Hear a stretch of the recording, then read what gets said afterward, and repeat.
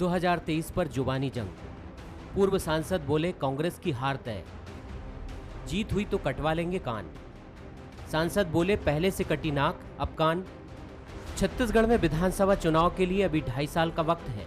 जनता किसे जिताएगी और किसे बैठाएगी ये कोई नहीं जानता, लेकिन बीजेपी और कांग्रेस में हार जीत के दावे प्रतिदावों का दौर शुरू हो गया है। बात नाक कान कटवाने तक जा पहुंची है।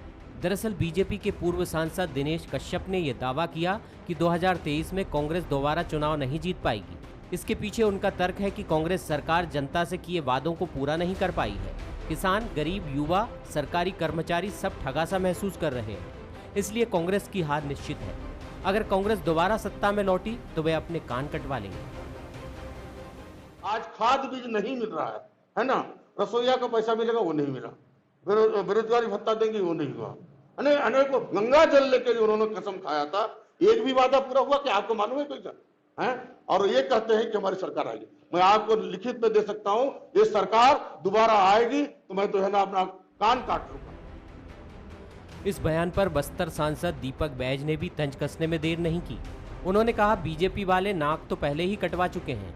2018 के चुनाव में 18 साल सत्ता में रहने के बाद बीजेपी 15 सीट ही जीत पाई थी। इसके साथ ही उन्होंने केंद्रीय कैबिनेट में फेरबदल और विस्तार पर भी चुटकी ली।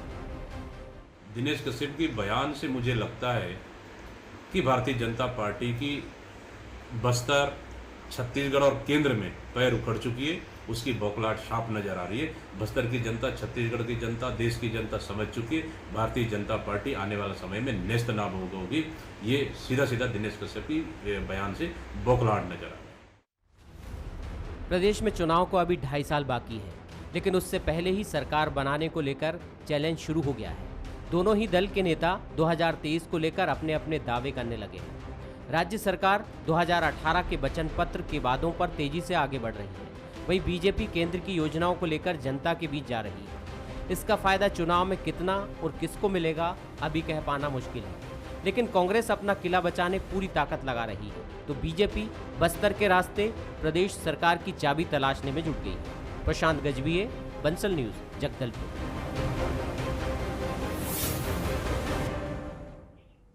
नमस्कार, स्वागत है आपका। मैं हूं अभिषेक शुक्ल। सत्ता के नाक कान। जी हाँ, ये टाइटल इसलिए है क्योंकि आज जिक्र सियासत में आरोप प्रत्यारोप के दौरान नाक और कान का भी हुआ है। छत्तीसगढ़ में हालांकि ऐसा पहली बार नहीं है जब कोई चुनाव जीतने या हारने को लेकर चीज़ें दांव पर लगाई गई हो। 2003 की बात की जाए तो दिलीप सिंह जूदेव ने भी मूछें दांव पर लगाई थी, और एक बार फिर से एक भाजपा नेता ने, पूर्व सांसद ने अपनी कान दांव पे लगा दिए और कहा कि अगर 2023 में मौजूदा सरकार रिपीट हुई तो कान कटवा लेंगे। जवाब उनको मिला कि नाक तो पहले ही कट चुकी है, अब कान की बारी है। बस्तर की बात हो रही है। सत्ता का द्वार कहा जाता है छत्तीसगढ़ में, और इस दरवाजे को खोलने की कोशिश बीजेपी पुरजोर तरीके से कर रही है। अपनी जमीन वापस पाने की कोशिश कर रही है, तो कांग्रेस और मजबूती से पैर जमाने की फिराक में है। चर्चा आज इसी पर होगी। खास मेहमान हमारे साथ हैं, सांसद दीपक बैज जी हैं, बहुत स्वागत आपका।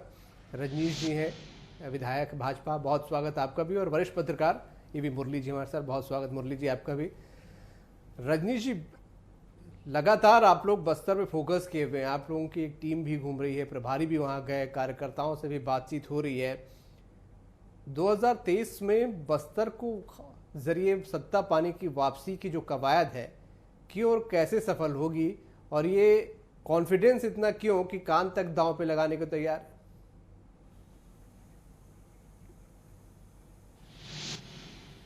देखिए कि भारतीय जनता पार्टी सिर्फ बस्तर में ही बैठक कर रही है या वहाँ सक्रिय है, ऐसी बात नहीं है।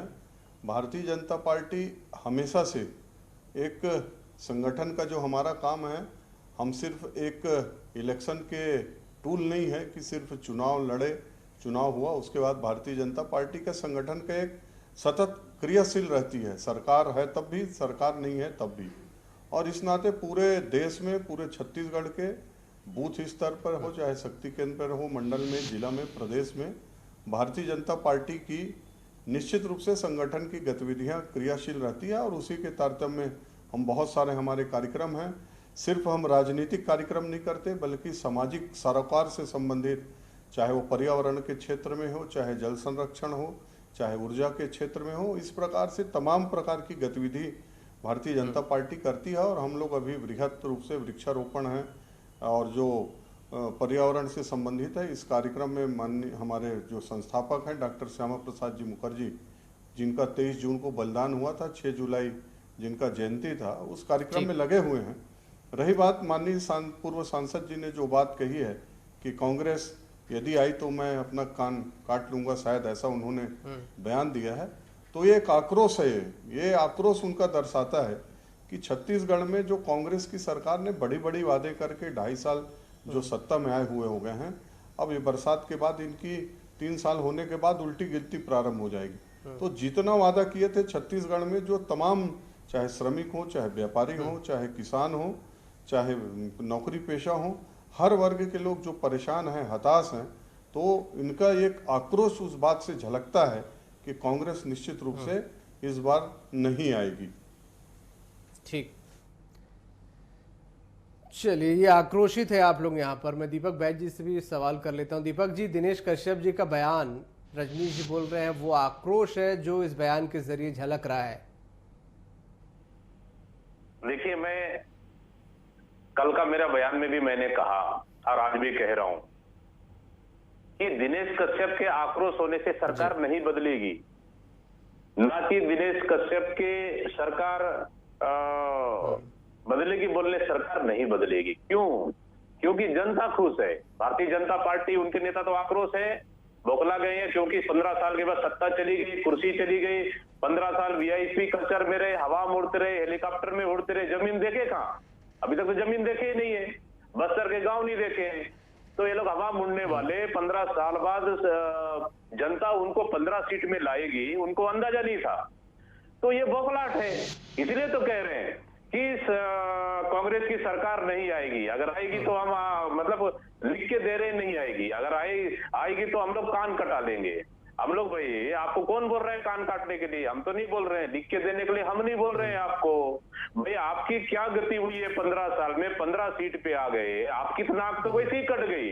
इसलिए मैं कह रहा हूं इंतजार और कीजिए, 2.5 साल हो गई है, 2.5 साल इंतजार करिए। 2.5 साल के बाद आपकी कान भी खुद कट जाएगी, ठीक है, कान कट जाएगी।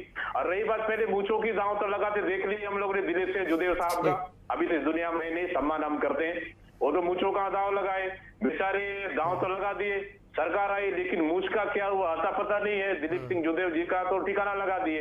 वही हालत यहाँ पे भी है। 15 साल में भारतीय जनता पार्टी की सरकार रही, बस्तर को अभी तक रमन सिंह और उसके नेता समझे ही नहीं, ना यहाँ के विधायक समझे, ना सांसद समझे, कभी क्षेत्र गांव देखे नहीं। लेकिन आज देखिए ना, आज हम लोग भी तो सरकार चला रहे हैं, हमारी भी तो सरकार है, जनता ने हमको दी है। 2.5 साल हुआ है, क्या हम लोग कभी हेलीकॉप्टर में उड़ते देखे हैं आप? हम लोग सिलगेर पैदल हम लोग गाड़ियों में जा रहे हैं, सुकमा, कोंटा, हम लोग हर क्षेत्र में, हमारे विधायक 24 घंटे क्षेत्र में रह के काम कर रहे हैं। इनके विधायक महीने में 25 दिन रायपुर, 5 दिन क्षेत्र में रह रहे हैं। क्या जनता का समझेंगे? इसलिए असली जो है ना, जनता के मुद्दों पे काम कर रही है, माननीय मुख्यमंत्री भूपेश बघेल की सरकार काम कर रही है। इसलिए आज जनता खुश है, आक्रोश बीजेपी में है, इनके पास मुद्दा है नहीं। ये आपके तर्क यहाँ पर है कि जनता खुश है और आक्रोशित सिर्फ भाजपा नेता है। मैं एक टिप्पणी मुरली जी की भी यहाँ पर ले लेता हूँ। मुरली जी, ये बस्तर का जो सियासी संग्राम छिड़ा हुआ है, चाहे सिलगेर के जरिए छिड़ा हो या लगातार दौरे के जरिए छिड़ा हो, क्या हम माने कि 2.5 साल बाद, आधे कार्यकाल के बाद जो चुनावी रणनीति की शुरुआत हो रही है वो बस्तर से हो रही है और ये बयान उसी का नतीजा है? अभिषेक सिंह जी, सबसे पहली बात तो ये है कि बस्तर जो है, बस्तर हमेशा से बड़ा सेंसिटिव एरिया रहा है। इस वक्त भी जब आदिवासी वहाँ पे आक्रोशित है, बहुत सी समस्या है, विकास का कार्य पूरी तरह से नहीं हो रहा है, भले कांग्रेस के लोग कितने भी क्लेम करें कि वहाँ पे काफ़ी पुरजोर विकास कार्य चल रहा है, लेकिन सच्चाई तो ये है कि पिछले 1-1.5 साल में किसी तरह का कोई काम नहीं हुआ। उसके लिए हम कोरोना का दोषी दे सकता है ना। अब 2-2.5 साल अब इसमें से निकल चुका है, अब 2.5 साल बचा हुआ है। तो कांग्रेस को, सरकार को इस वक्त एक प्लान्ड तरीके से बस्तर में विकास का स्वरूप को और आगे बढ़ाना चाहिए। सबसे पहली बात तो ये है। और दूसरी बात, वहाँ जो जिस तरह से समस्याएं आ रही है, सिलगेर की बात है, कन्वर्जन की बात है, और भी जो मूलभूत सुविधाओं की बात है, विकास की बात है, ये सब जो जिस वजह से बस्तर के लोग आक्रोशित है और सर्व आदिवासी समाज भी इस बात को लेकर बार बार आंदोलित हो रहा है, तो उससे लगता है, और सबसे बड़ी समस्या तो नक्सली समस्या है ही है। तो ये सब जो समस्या है, तो ये सब मिला के बस्तर को एक सेंसिटिव एरिया बना दिया है। तो अगर बस्तर शांत है तो छत्तीसगढ़ शांत है। बस्तर में राजनीति रंग लाती है तो छत्तीसगढ़ में, रायपुर में जिस तरह से वहां पर रंग लाएगी, वैसे उस पार्टी का यहां पर भी, रायपुर में भी सत्ता पे आने की संभावना है। इसलिए शायद भारतीय जनता पार्टी और कांग्रेस बस्तर में अपने लोगों को, अपने नेताओं को झोंक चुके हैं। मुझे लगता है कि ये जिस तरह से बयानबाजी हो रहा है कि कांग्रेस का ये कहना है कि हमने सारे वादे पूरे किया, बीजेपी का आरोप है कि हमने कोई वादे, कांग्रेस ने कोई वादे पूरा नहीं किया गंगा जल लेके कहने के बावजूद भी। तो ये सब आक्रोश है, एक तरह का पॉलिटिकल पैतरे बयानबाजी है, जुमलेबाजी। सबसे बड़ी बात यह है कि बस्तर का विकास के लिए जो करना है वो जब तक नहीं करेंगे कोई भी पार्टी, पब्लिक जानती है, ट्राइबल जो लोग हैं वहां वो जानती है कि भाई क्या हो रहा है, नहीं हो रहा है। नेताओं के बयानों से कुछ नहीं होता। चुनाव के समय में बस्तर की जनता लोगों को आंख खोल देती। क्या सोचती है जनता, ये बहुत महत्वपूर्ण है। रजनीश जी, आप लोगों ने कहा कि ये आक्रोश है, ये आक्रोश अगर जनता में दिखे तब कोई बात होगी। फिलहाल तो जैसा दीपक जी कह रहे हैं कि भाजपा नेताओं में दिख रहा है। मैं ये जानना चाहूंगा कि जिस बस्तर से एक भी सीट आप लोगों के पास नहीं है, क्या वजह आप देख रहे हैं कि आप 2023 में उम्मीद लगा रहे हैं? क्या ऐसा भाजपा ने 2.5 साल में किया है या कर रही है?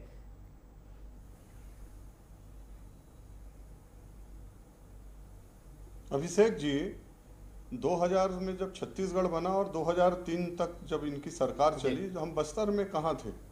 और उसके बाद 8 में, 3 में, 8 में, 13 में उसी बस्तर से भारतीय जनता पार्टी ने अपना परचम लहराया था। और हम इसलिए कह रहे थे, 3-3 बार चुनाव इसलिए जीते थे, चाहे लोकसभा हो चाहे विधानसभा। अभी हमारे एक सांसद जी बैठे हैं जीत के कांग्रेस से, लेकिन भारतीय जनता पार्टी ने अपने काम के दम पर वहाँ 15 साल सीट जीती है। और दूसरी बात, जो अभी माननीय सांसद जी विधायक भी रहे हैं दीपक बैज जी, मैं उनसे उम्मीद कर रहा था कि वो कुछ तथ्यपूर्ण बात करेंगे, लेकिन वही 15 साल और ये आत्ममुग्ध, और एक शब्द में इनको यदि मैं कहूँ, वो शब्द ज़्यादा इस्तेमाल नहीं करता, घमंड से भरी हुई सरकार है, जो 15 साल में 15 में आ गए, 15 में आ गए। ये देश को नहीं देखते कि 150 साल की पुरानी पार्टी विपक्ष के लायक 10 साल से इसको नहीं रखे हैं, 3 राज्य में सिमट गए हैं। ढूंढना पड़ रहा है कहाँ कहाँ सांसद है, एक कहीं पर किसी छोर में 1-8 बिंदु पर है, किसी एक बिंदु पर है। लेकिन इनका आत्ममुग्धता देखिए, इनका घमंड देखिए कि भारतीय जनता पार्टी खत्म हो गई, भारतीय जनता पार्टी में कुछ नहीं बचा। दीपक जी, थोड़ा सा भारत के तरफ देख लीजिए कि क्या हाल आप लोगों का हो रखा है, और विश्वास रखिए 2023 में आप जितना छत्तीसगढ़ के लोगों को समझते हैं ना कि हम मूर्ख बना लेंगे, बोल बोल के सब काम हो गया, सब काम हो गया, 2.5 साल के अंदर यहाँ की जनता वही मैं जानना चाह रहा था कि 2023 बोला हूँ भारतीय जनता पार्टी क्या आप लोगों ने किया या करने जा रहे हैं? क्यों, इस कॉन्फिडेंस की वजह क्या है? क्योंकि 15 साल जो आप लोगों ने किया, जनता ने 2 बार जिताया आप लोगों को, तीसरी बार 18 में आप लोगों को हरा दिया। वो 15 साल के कार्य फिर भी थे आपके सामने, जनता के सामने। 18 में हार मिली, अब नया क्या आप जनता के पास लेके जाएंगे? क्या पिछले 2.5 साल में किया या आगे 2.5 साल में क्या करेंगे? कॉन्फिडेंस की वजह क्या है? कुछ तो होनी चाहिए। मैं उसी चीज को मैं आ रहा था, उसी चीज में आ रहा था अभिषेक जी, कि भारतीय जनता पार्टी 3 बार लगातार रही, 3, 8, 13 में 15 साल सरकार में रही। और वजह क्या है आप जानना चाह रहे हैं? भारतीय जनता पार्टी ने विकास के काम बस्तर क्षेत्र में गिनाए ना, 1 कुछ बड़ा 2.5 साल में क्या था बस्तर, 15 साल में क्या हुआ भारतीय जनता पार्टी के कार्यकाल में? चाहे हितग्राही मूलक एक योजना का नाम बताएं, एक योजना का जो इन 2.5 सालों में हुआ है। भारतीय जनता पार्टी ने तमाम वो विकास, मैं आपसे फिर आपसे सवाल करूंगा। मैं दीपक जी की ओर चले जाता हूं। दीपक जी, छत्तीसगढ़ भाजपा इस उम्मीद में है कि आप लोगों ने कोई काम नहीं किया बस्तर में, इसलिए वो 2023 में आ जाएगी। दीपक बैज जी, भाजपा भारतीय जनता पार्टी देखिए उम्मीद पे जी रही है। ठीक है, उम्मीद पे दुनिया टिका है, कोई दिक्कत नहीं है, बधाई एमएलए साहब को। लेकिन मैं कहना चाहता हूं, ये घोषणा पत्र बोल रहे हैं। हमने 36 बिंदुओं पे घोषणा पत्र तय किए। हम नहीं बोल रहे हैं कि 36 बिंदु पे पूरा घोषणा पत्र हम लोगों ने पूरा किया। हाँ, आधा पूरा हुआ है। जनता ने हमको 5 साल सरकार चलाने के दिया है। 5 साल हमारे पास 2.5 साल निकल के 2.5 साल है, हम पूरा करेंगे। हम फिर जनता के पास जाएंगे। आपके पिछले 15 साल में कितना वादा पूरा हुआ है हमको पता है। क्या 20 लाख किसानों को कर्जा माफ नहीं हुआ? मैं एमएलए साहब से पूछता हूँ, क्या राजीव गांधी किसान योजना से, न्याय योजना से लोग किसानों को लाभ नहीं मिल रहा है? 5,700 करोड़ हम लोगों ने कर्जा माफी की। हम 6,000 करोड़ रुपए हम दे रहे हैं। मैं बता रहा हूँ ना आपको, लगभग 11,000 रुपए हम 11,000 करोड़ रुपए हम किसानों को दे रहे हैं। आप जिस सांसद की बात कर रहे हैं ना, जो बहस हो रही है, आपका पूर्व सांसद दिनेश कश्यप जी, वो बड़ा किसान है, उनको पूछ लीजिए। आपको शायद पता नहीं होगा, मालूम है उनको कर्जा माफी में 5,31,903 रुपए माफ हुआ। आप 3 साल में कितना बोनस पाए? आपके नेता लोग 3 साल में कितना बोनस पाए हैं मालूम है आपको? 3 साल में आपके नेता, मुझे बोलने दीजिए। नहीं मेरा चालू कर देंगे तो आप बोल भी नहीं पाए। आपका दिनेश कश्यप का 5,31,903 रुपए कर्जा माफी हुआ है। आप अभी फोन आप लाइन में बैठे, फोन से पूछ कर बता दीजिए आपका कर्जा माफी हुआ है नहीं हुआ। इस तरह से झूठा मत बोले आप। शिक्षा कर्मियों को 2 साल में हम लोग संविलियन किया है। आपके नेता लोग 3 साल में कितना बोनस पाए मालूम है? महुआ का हम लोगों ने समर्थन मूल्य तय किया। इमली का समर्थन मूल्य हमने बढ़ाया। कोदरकुट पे भी समर्थन मूल्य हमारी सरकार दे रही है। हमने टाटा की जमीन वापसी का काम किया है। प्राधिकरण का अध्यक्ष हमने बस्तर से बनाया। और उसके बाद तेंदुपत्ता 2500 से 4,000 हमने किया।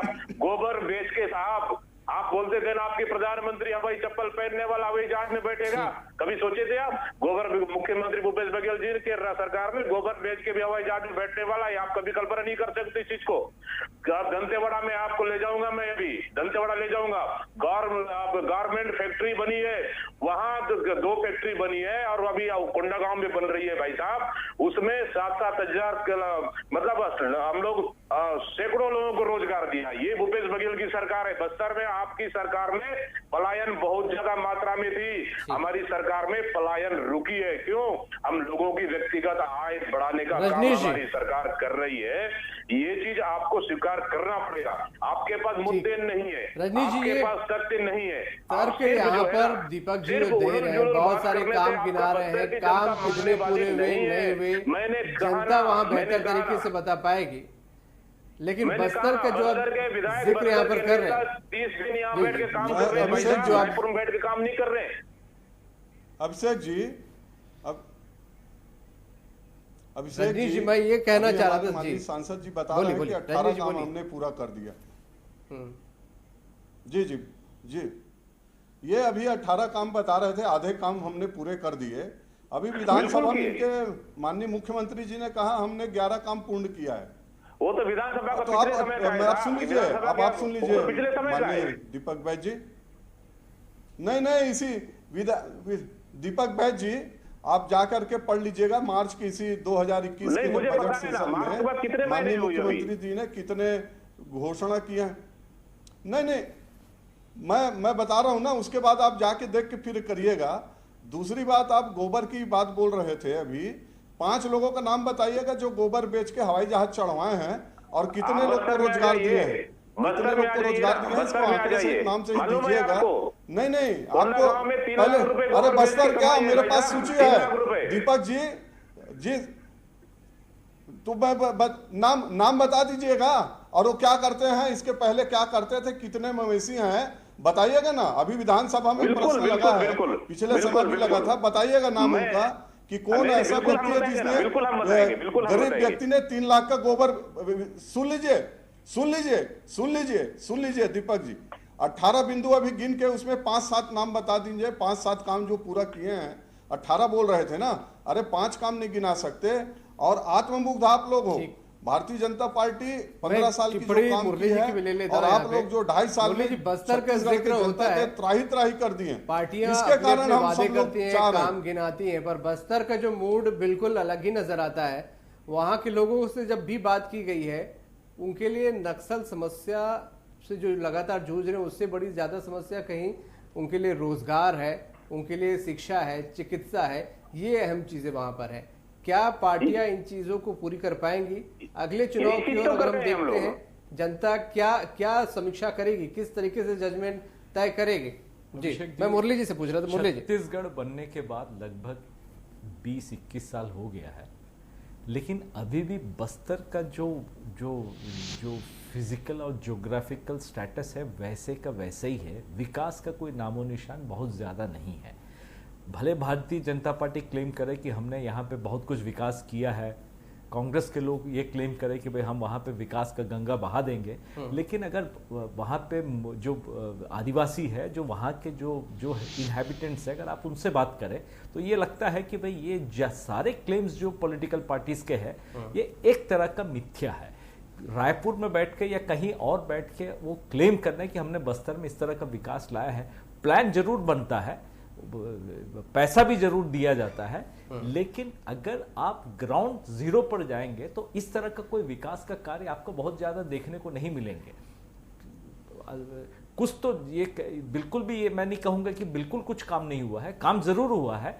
रोड अच्छे बने हैं, कुछ दंतेवाड़ा वगैरह में कुछ एजुकेशनल इंस्टीट्यूशन हब बना है, लेकिन जो मूलभूत समस्या है ट्राइबल्स का या जो वहाँ के जो रहवासी है उनका समस्याओं का, रोजगार का, हेल्थ का, ये सब ऐसे इश्यूज है जिस पर सरकार को बिल्कुल बारीकी से ध्यान देना चाहिए और उसके लिए काम करना है।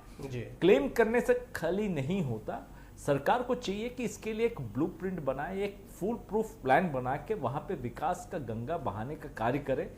पैसा देना, प्लान बनाना, ये दो अलग बात है, और ग्राउंड जीरो पे उस चीज का इम्प्लीमेंटेशन होना अलग बात है। बिल्कुल सही। अभी बस्तर में ये हाल है कि वहां पे इम्प्लीमेंटेशन पार्ट अगर आप देखेंगे, पैसा जरूर दिया है, सरकार के क्लेम बिल्कुल सही है कि उन्होंने विकास के लिए बिल्कुल ये बात सही है। गाय बगाए हम कई ऐसी तस्वीर हमारे जरिए ही सामने आती है, लेकिन विकास का कार्य अगर होना है उसके लिए सुपरविजन की जरूरत पड़ती है। विधायकों को, अधिकारियों को वहां जाके वहां डटे रहना पड़ेगा विकास के कार्य के लिए, तभी बस्तर काफी कुछ करना बाकी है बस्तर में। बस्तर को लेके दावे हमेशा से सभी के रहे, लेकिन करना बहुत कुछ बाकी है। बहुत शुक्रिया आप सभी का, आज मेरे पास समय इतना ही था इस चर्चा में।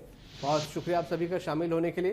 तो बस्तर को लेकर दावे छत्तीसगढ़ बनने के बाद से होते रहे, सभी दलों ने बढ़ चढ़ कर बताया कि उन्होंने क्या कुछ किया, लेकिन अब भी जब कई तस्वीरें निकल कर आती हैं कि बच्चे नाव में स्कूल आ रहे हैं या फिर खुद ही पुलिया बनाना पड़ रहा, कई ऐसी तस्वीरें आए हैं, या फिर जब बारिश होती है तो महीनों तक वो आम जनजीवन वहाँ पर अस्त व्यस्त हो जाता है, मुख्य मार्ग बंद हो जाते हैं, शहरों से कट जाते हैं।